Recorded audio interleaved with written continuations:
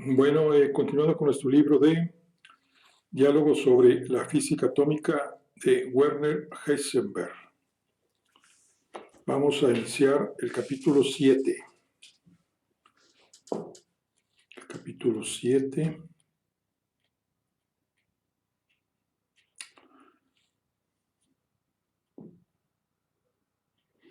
que se llama Primeros diálogos sobre las relaciones entre la ciencia y la religión, 1927. Una de las tardes que pasábamos juntos en el hotel con ocasión de la conferencia Solvay en Bruselas, nos hallábamos sentados en el hall, algunos de los más jóvenes miembros del Congreso, entre otros Wolfgang Pauli y yo. Poco después se nos agregó también Paul Dirac. Uno de los reunidos había hecho la pregunta: Einstein habla mucho de Dios. ¿Qué puede significar esto?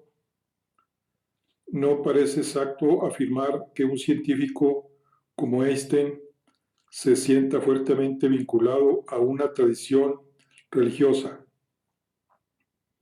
Einstein tal vez no, pero Max Planck probablemente sí, se respondió.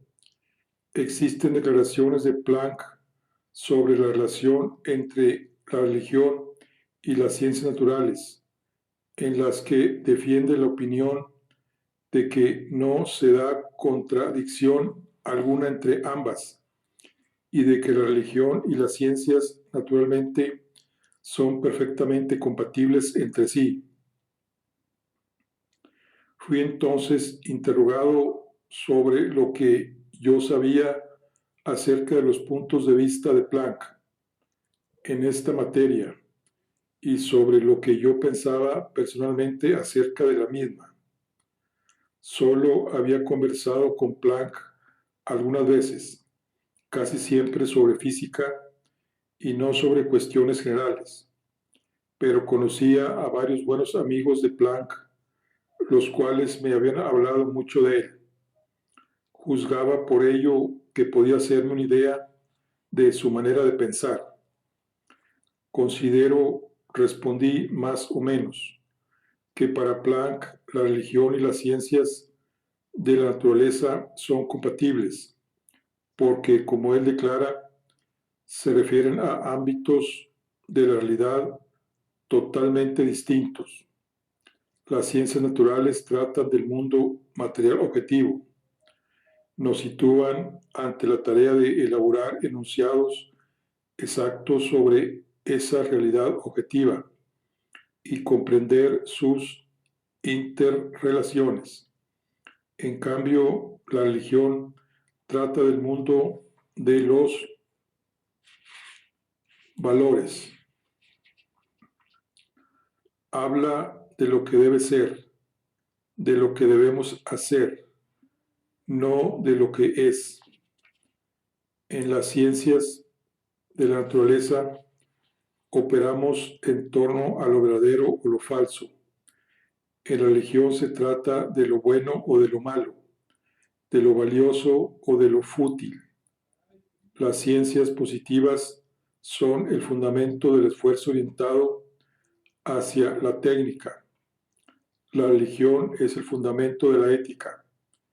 El conflicto entre estos dos ámbitos desde el siglo XVIII parece apoyarse solamente en la equivocación de interpretar las imágenes y símbolos religiosos como afirmaciones científicas, lo cual naturalmente es un contrasentido en esa concepción que conozco bien por mi familia. Ambos dominios se ordenan por separado a la vertiente objetiva y a la vertiente subjetiva del mundo. Las ciencias naturales son, hasta cierto punto, la manera según la cual nos situamos frente a la parte objetiva de la realidad y nos ajustamos a ella. La fe religiosa es, por el contrario, la expresión de una decisión subjetiva con la cual jerarquizamos los valores que han de dirigir nuestra conducta en la vida. Tomamos esta decisión por regla general en consonancia con la comunidad a la que pertenecemos, bien sea la familia, la nación o el ámbito cultural. La influencia más fuerte sobre tal decisión viene dada por la educación y el medio ambiente, pero en última instancia es subjetiva y por tanto no queda subordinada al criterio de lo verdadero o lo falso. Max Planck, si no me equivoco, ha aprovechado esta libertad y su decisión se ha orientado claramente en favor de la tradición cristiana. Su pensamiento y su conducta también en el orden de las relaciones humanas han discurrido totalmente y sin reticencia alguna dentro del marco de esta tradición, y nadie puede negarle en este punto el más pleno respeto. De esta manera, en Max Planck queda nítida y claramente delimitados ambos campos, el lado objetivo y el lado subjetivo del mundo, pero debo confesar que a mí no me agrada semejante separación, dado que a la larga las comunidades humanas pueden vivir con esta acentuada separación entre la ciencia y la fe. Wolfgang hizo suya mi preocupación. No opinó, difícilmente podrá ir bien tal excisión. Cuando las religiones aparecen, todo el saber de la época que está a disposición de la respectiva comunidad se incorpora naturalmente también a la forma espiritual, cuyo principal contenido son lógicamente los valores y las ideas de la respectiva religión. Esta forma espiritual debe ser comprensible de alguna manera.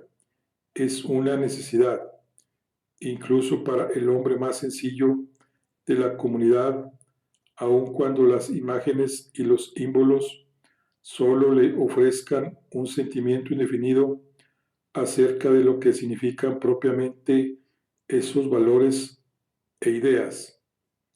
El hombre común debe estar convencido de que la forma espiritual abarca todo el saber de la comunidad.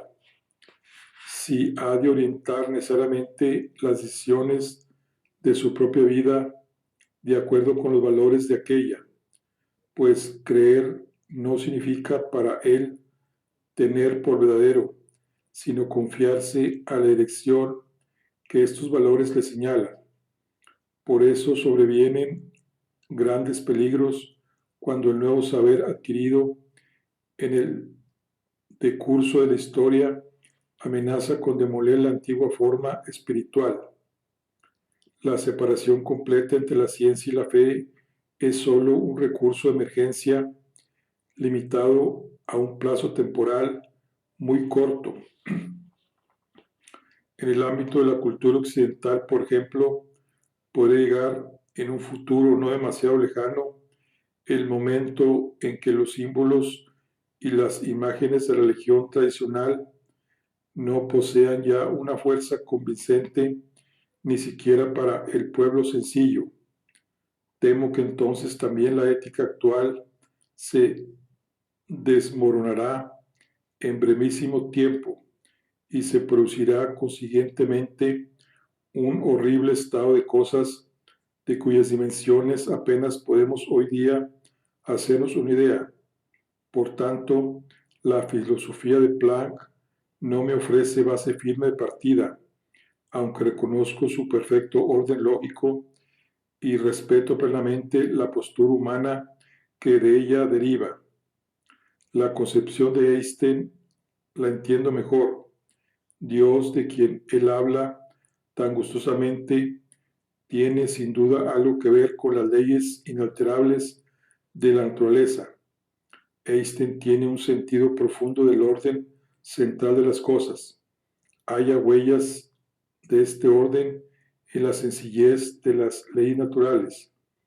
Puede pensarse que ha tenido una experiencia vital intensa e inmediata de esta simplicidad al descubrir la teoría de la relatividad. Evidentemente queda todavía un largo camino desde esta experiencia hasta los contenidos de la religión. Dudo que Einstein se halle ligado a una tradición religiosa y me inclinaría a creer que lo es totalmente ajena a la idea de un Dios personal, pero para él no existe separación alguna entre la ciencia y la religión. El orden central pertenece por igual, según él, al ámbito subjetivo y al ámbito objetivo, y este me parece un mejor punto de arranque. ¿Un punto de arranque para qué? Le pregunté. Si consideramos la actitud ante la gran conexión armónica, por así decirlo, como asunto puramente privado, podremos comprender muy bien la postura de Einstein, pero de esta postura no se sigue absolutamente nada. Wolfgang, es probable el desarrollo de las ciencias naturales en los 2 últimos siglos ha transformado totalmente el pensamiento de la humanidad, incluso más allá del ámbito cultural cristiano. No carece, por tanto, de importancia lo que los físicos piensan.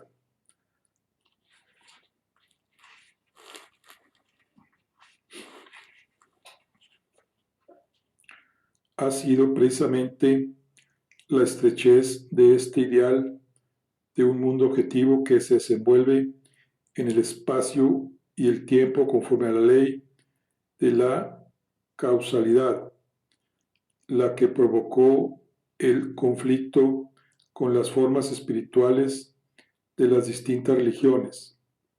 Si las propias ciencias naturales hacen saltar este estrecho marco y lo han hecho con la teoría de la relatividad y lo harán más aún todavía con la teoría cuántica sobre la que con tanta pasión discutimos ahora, presentará otro aspecto, la relación entre las ciencias de la naturaleza y el contenido que las religiones intentan alcanzar con sus formas espirituales.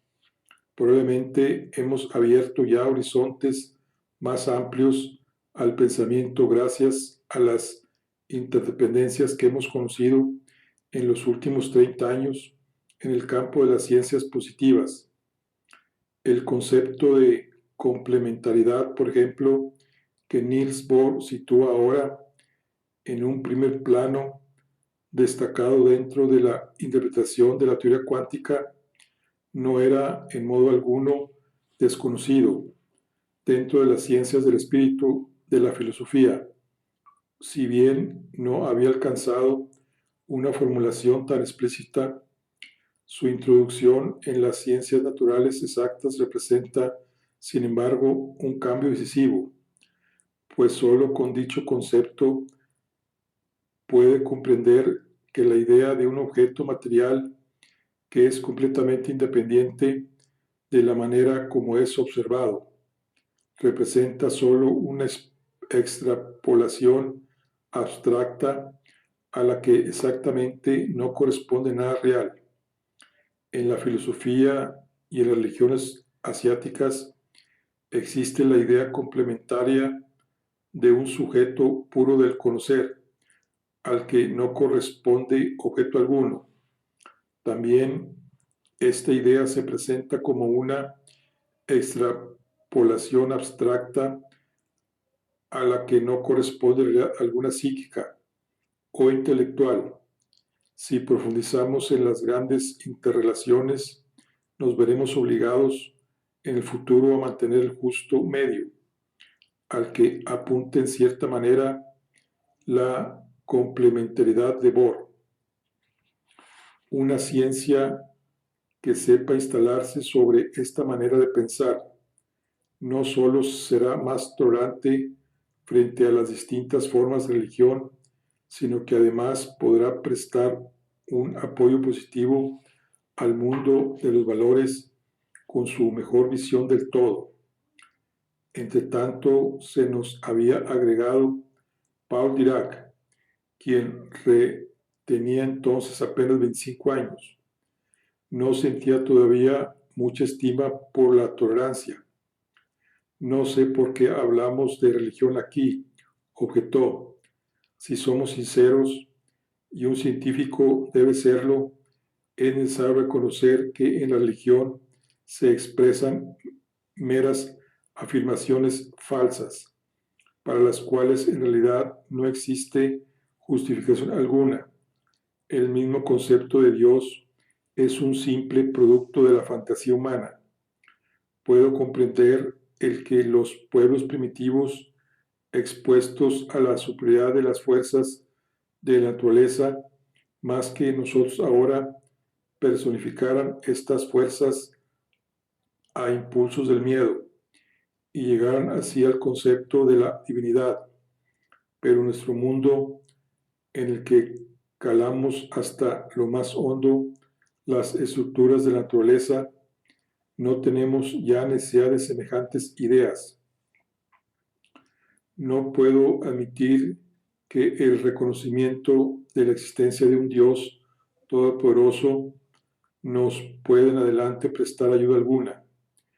Veo claramente que esta hipótesis nos lleva inmediatamente a problemas absurdos, como por ejemplo, a la pregunta de que por qué Dios ha permitido la miseria y la injusticia en nuestro mundo, la opresión de los pobres por parte de los ricos y todos los demás males que Él podría impedir. Si en nuestro tiempo sigue enseñándose a una religión, no se debe ello a que las ideas religiosas tengan todavía capacidades para convencernos, sino a que se alimente el deseo encubierto de adormecer al pueblo, a la gente sencilla. Es mucho más fácil gobernar a hombres pacíficos que a hombres alborotados y descontentos. A los primeros se les puede manejar y explotar sin obstáculos. La religión es una especie de opio que se suministra al pueblo para adormecerlo con una facilidad ilusoria y darle un calmante contra las injusticias que sufre. De aquí proceden las siempre fáciles alianzas entre los dos grandes poderes políticos, el Estado y la Iglesia. Ambos necesitan la ilusión de que un Dios bondadoso, si no en la tierra, si al menos en el cielo, recompensa a aquellos que no se han rebelado contra la injusticia y han cumplido su deber pacífica y pacientemente.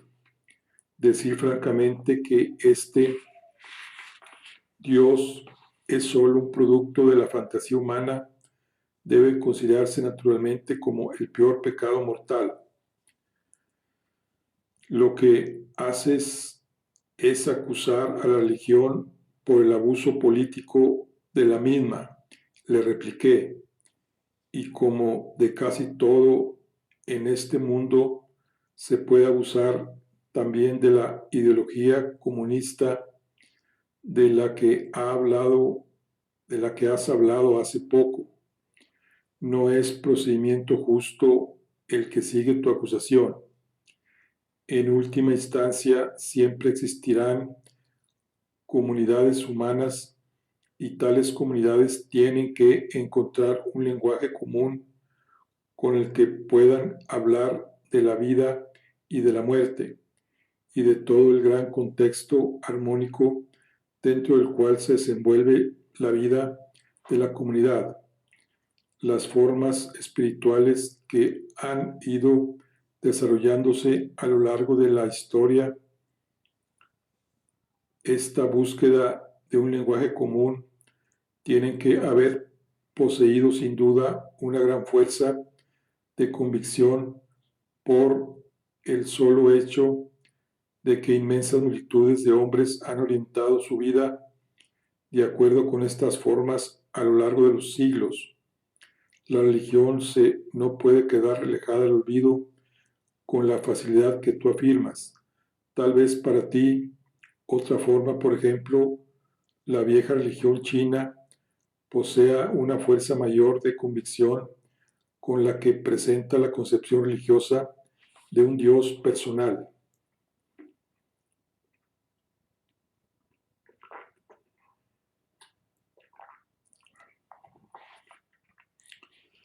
Por principio, no me sirven para nada los mitos religiosos, respondió Dirac, ya que los mitos de las diferentes religiones se contradicen entre sí. El que yo ya haya nacido aquí en Europa y no en Asia es pura casualidad, y de esta no puede depender el criterio de la verdad, y por tanto tampoco lo que yo deba creer. Yo solo puedo creer lo que es verdadero. La norma obligatoria de mi conducta puedo deducirla con ayuda de la sola razón, de la situación en que convivo dentro de una comunidad con los demás, a quienes debo conceder fundamentalmente los mismos derechos para vivir que yo reclamo. Debo esforzarme en consecuencia por alcanzar un limpio equilibrio de intereses. Todo lo demás es superfluo. El hablar sobre la voluntad de Dios, sobre el pecado y la penitencia, sobre el más allá, al que debemos orientar nuestra conducta, sirve solo para ocultar la ruda y desnuda realidad. La fe en la existencia de Dios favorece asimismo la idea de que sea voluntad de Dios el someterse al poder de un superior y de que por lo mismo deben eternizarse las estructuras sociales que fueron tal vez adecuadas en el pasado, pero que no se ajustan ya a nuestro mundo moderno. El mero hablar de un contexto armónico y otras cosas semejantes me repugna en el fondo. En la vida sucede lo que en nuestra ciencia. Tropezamos con dificultades y nos esforzamos por solucionarlas. Siempre podemos solucionar solamente una dificultad y no varias al mismo tiempo. Hablar del contexto armónico es por ello una superestructura mental adicional. La discusión marchaba así, zigzagueando, durante bastante tiempo, y nos maravillaba el que Wolfgang no pidiera la palabra. Escuchaba a veces con rostro algo insatisfecho, otras veces con una sonrisa maliciosa, pero no decía nada. Por último, le preguntamos qué pensaba.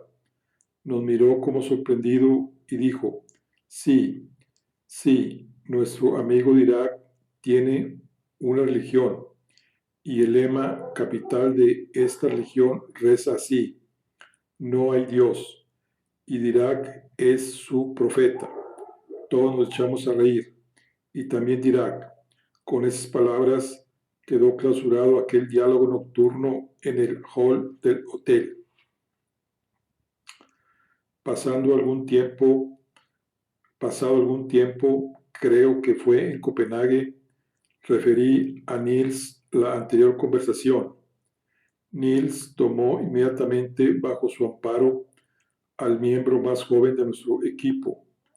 Encuentro admirable, dijo, la absoluta libertad con que procede Paul Dirac respecto a todo aquello que puede expresarse claramente en un lenguaje lógico. Todo lo que se puede decir, esa es su opinión. Se puede también decir con claridad. Y usando la expresión de Wittgenstein, de lo que no se puede hablar es mejor callar. Cuando Dirac me presenta un nuevo trabajo, El manuscrito está escrito a mano, de modo tan claro y sin correcciones que ya la primera vista produce un goce estético. Y si yo después le propongo modificar esta o aquella formulación, lo toma muy a mal y en la mayor parte de los casos no modifica nada. El trabajo es sin duda sobresaliente de una u otra manera. Hace poco estuve con Dirac en una pequeña exposición de arte en la que podía admirarse un paisaje italiano pintado por Manet. Se trataba de una marina con maravillosos tonos azules y grises. En el primer plano se veía un barco. Al lado, en el agua, destacaba un punto gris oscuro cuya significación no era fácil de comprender. Dirac dijo, este punto no es admisible. Naturalmente, esta es una rara manera de contemplar el arte, pero tenía razón. En toda buena obra de arte, como en todo buen trabajo científico, deben precisarse con la misma claridad todos los detalles. No puede dejarse nada al azar. A pesar de lo dicho, en materia de religión no es posible hablar de la misma manera. A mí me ocurre lo que a Dirac, que me resulta extraña la idea de un Dios personal, pero hay que dejar bien claro, ante todo, que el lenguaje en la religión se emplea de forma muy distinta a como lo empleamos en la ciencia. El lenguaje religioso está mucho más cercano del lenguaje poético que del científico. Uno se siente inclinado primeramente a pensar que en la ciencia solo se trata de informaciones sobre hechos objetivos y en la poesía de la evocación de sentimientos subjetivos. En la religión es a la verdad objetiva a la que tiende el pensamiento. Por tanto, debería quedar sometida a los criterios de verdad propios de la ciencia. Pero me parece demasiado violenta esa división total en vertiente objetiva y vertiente subjetiva del mundo. Si las religiones de todos los tiempos han hablado con imágenes, símbolos y paradojas, ello quiere significar pura y simplemente que no hay otras posibilidades para captar la realidad de que aquí se trata, pero no significa que tal realidad no sea una realidad auténtica. Con la partición de esta realidad es una variante objetiva, es una vertiente objetiva y otra subjetiva. No podemos hacer nada útil.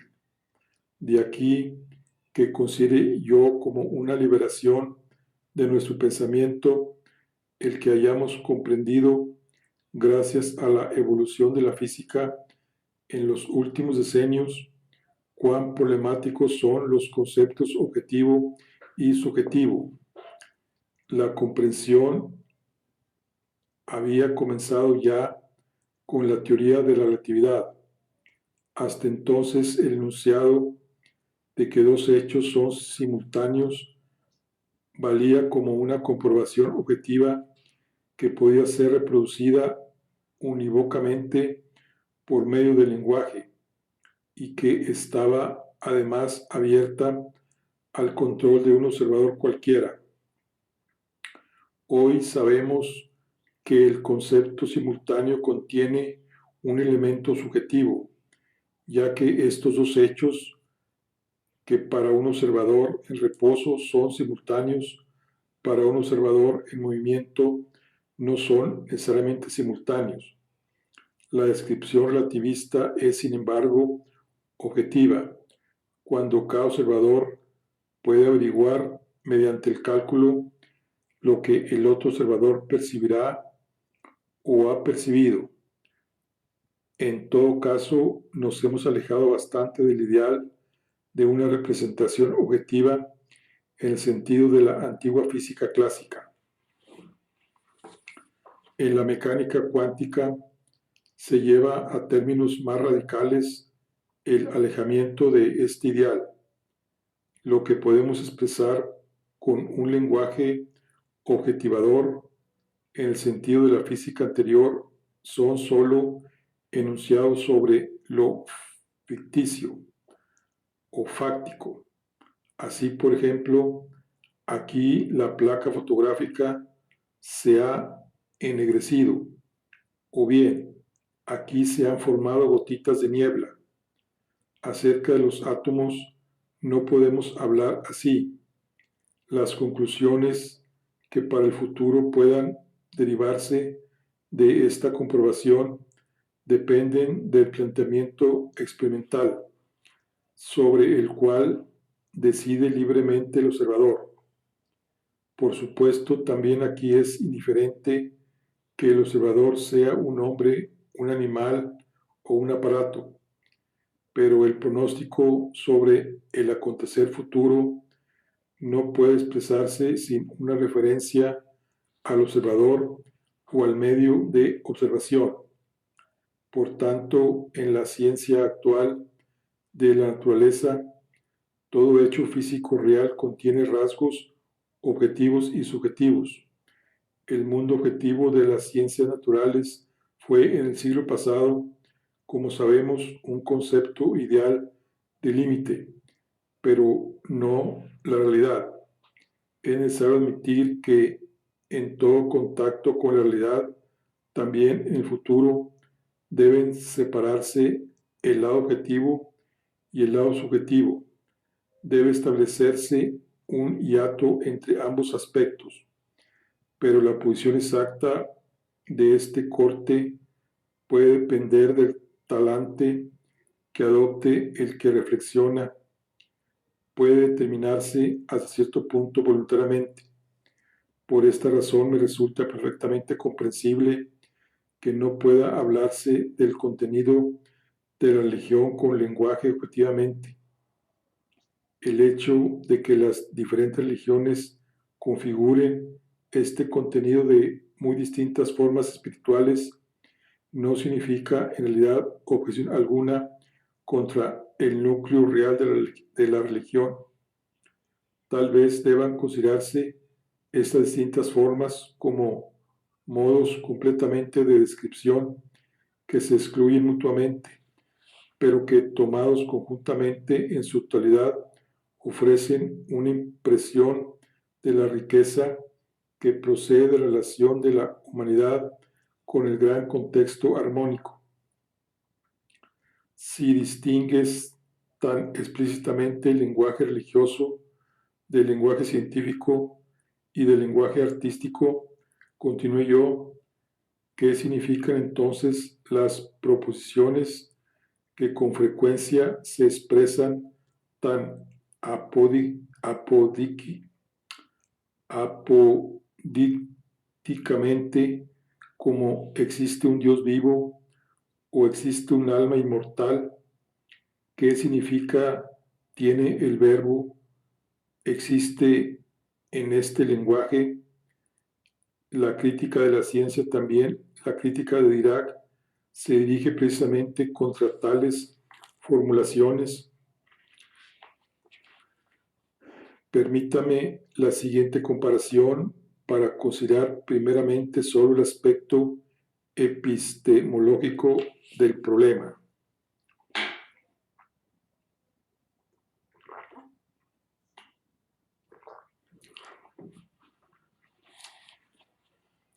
En las matemáticas calculamos, como es sabido, con la unidad imaginaria, con la raíz cuadrada de -1.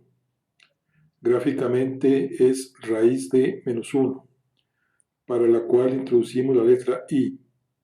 Sabemos que el número i no existe entre los números naturales.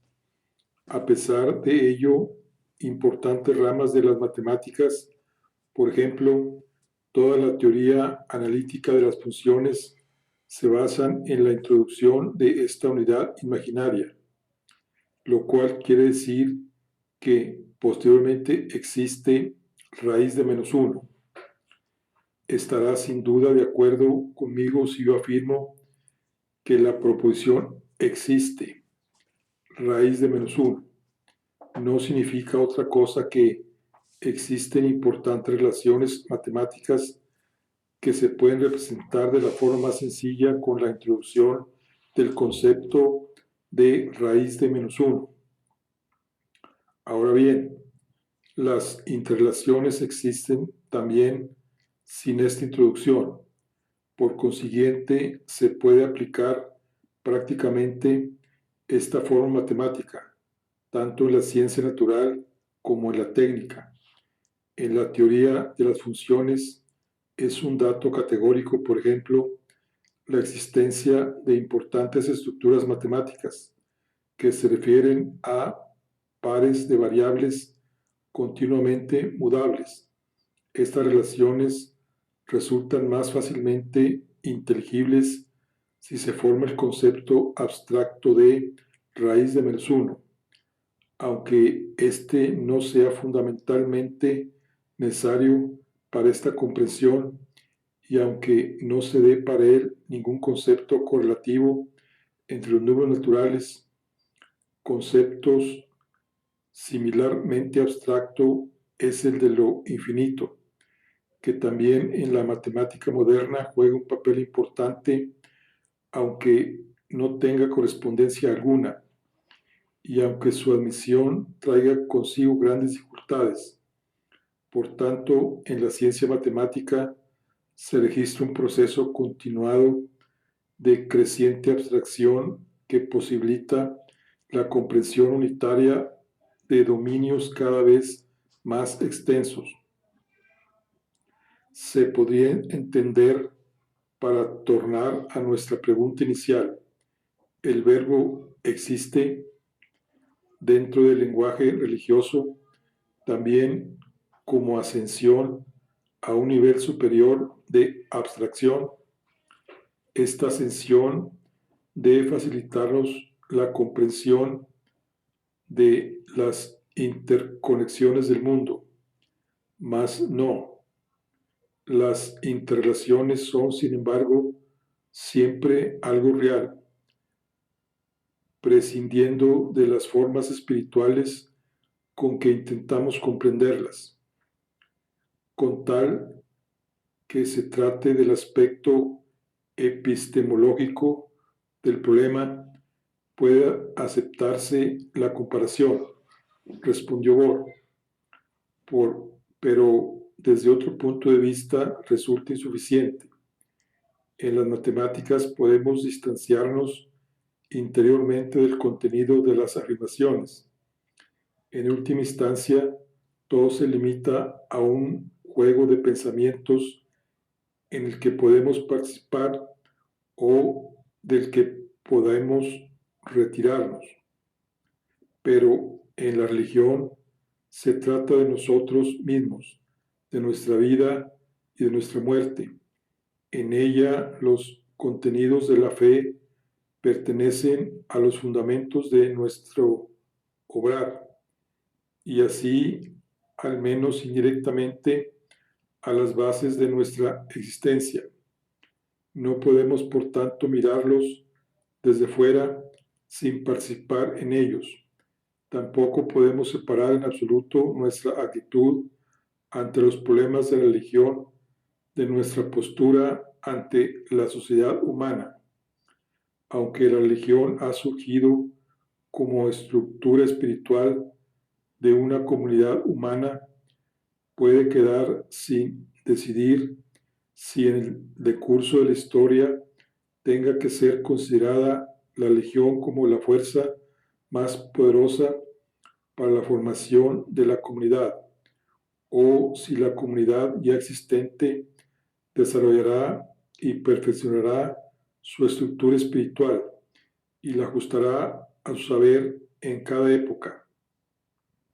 La persona individual parece disponer en nuestro tiempo de un ámbito más amplio de opción acerca de la estructura espiritual en que haya de insertarse con su pensamiento y conducta, y en esta libertad se refleja el hecho de que comienzan a perder rigidez y a difuminarse las fronteras entre las distintas culturas y comunidades humanas. Pero aun cuando el individuo se afane con una independencia extremada, tendrá que aceptar mucho, consciente o inconscientemente, de las estructuras espirituales ya existentes, porque tendrá que hablar sobre la vida y la muerte y sobre las interconexiones supremas con los demás miembros de la comunidad que ha elegido para vivir. Deberá educar a sus hijos de acuerdo con las grandes ideas directrices de la comunidad y deberá integrarse en la vida entera de dicha comunidad. Por eso las sutilezas epistemológicas no sirven para nada en esta materia. Debemos dejar perfectamente claro que existe una relación completamente entre la reflexión crítica sobre los contenidos de fe de una religión y la conducta que tiene como presupuesto la decisión personal a favor de la estructura espiritual de dicha religión. De esta decisión conscientemente realizada deriva para la persona humana una fuerza que le dirige en su obrar, le ayuda en medio de las dificultades y cuando llega la hora del sufrimiento, le regala el consuelo que otorga el pertenecer a una gran comunión. La religión contribuye así a armonizar la vida de la comunidad y en el cuadro de sus misiones más importantes entra el suscitar con su lenguaje imaginativo y simbólico el recuerdo del gran contexto armónico. Has hablado reiteradamente de la libre decisión de la persona. Proseguí con mis preguntas. Decisión que sitúas si la comparamos con la física atómica, en analogía con la libertad del observador para realizar su experimento de una u otra manera. En la física antigua no habría habido lugar para semejante comparación, pero podrías poner las características especiales de la física actual en una relación todavía más inmediata con el problema de la libre voluntad.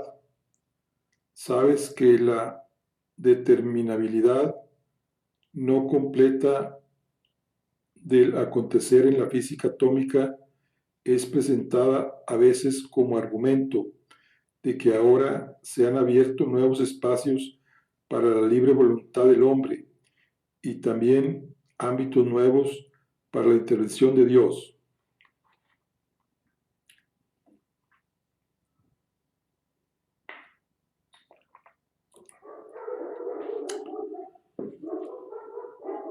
Bohr contestó: estoy convencido de que no se trata simplemente de una equivocación. No es lícito mezclar problemáticas distintas que a mi juicio pertenecen a puntos de vista diferentes y mutuamente complementarios. Cuando hablamos de libre voluntad, hablamos de la situación en la que hay que tomar decisiones. Esta situación se halla en una relación excluyente con respecto a aquella otra decisión en la que analizamos los motivos para nuestro obrar, o también respecto a aquella en que estudiamos los procesos fisiológicos, como por ejemplo los procesos electroquímicos en el cerebro.